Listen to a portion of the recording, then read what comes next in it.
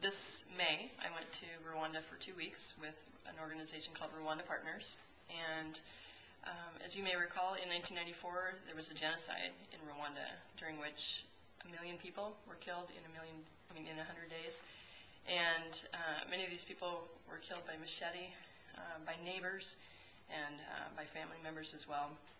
They've suffered horrific pain and suffering and grief, and they're now, 14 years later, having to face reconciliation with their perpetrators. Victims and perpetrators are now living side by side. Prisoners are being released after serving their time for crimes of genocide. And as you can imagine, this is a very difficult process and a very difficult thing to do. Many of the people that I met and hearing their stories of reconciliation talked about the importance of discovering the God of love in the midst of their suffering.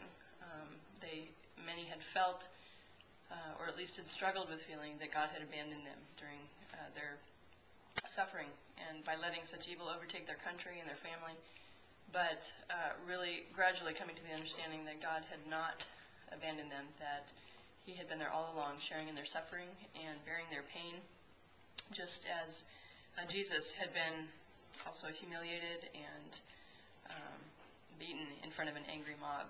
These people could understand that kind of pain, and they knew that Jesus could understand their pain. So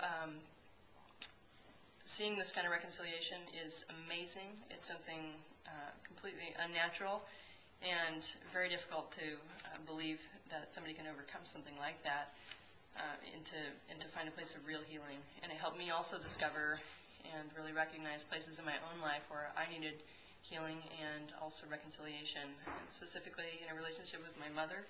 And I know God could have accomplished this by any other means, but I think He chose to reveal this to me in Rwanda and to really show me His faithfulness, to show me His ability and His power to redeem even the most horrific situation, and also to remind me that we are called to the work of reconciliation. And Rwanda was a gift to me.